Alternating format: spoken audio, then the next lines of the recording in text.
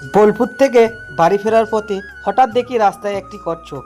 তাই গাড়ি থেকে নেমে পড়লাম কচ্ছপটিকে দেখার জন্য এবং কচ্ছপটিকে হাতে তুলে নিলাম এবং দেখো মুখটা বার করে আছে, খুব সুন্দর লাগছে দেখতে। তাই বন্ধুকে বললাম কি করা যায়, বন্ধু বলে চো এটাকে জলে ছেড়ে দিঘা।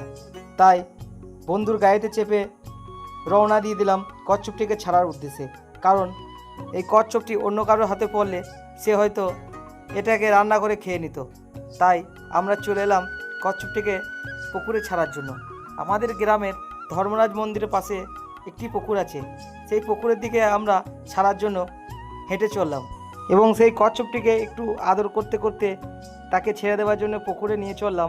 এবং কচ্ছপ হচ্ছে ভগবান শ্রীকৃষ্ণের একটি অবতার, সেটা আশা করছি সকলেই জানো।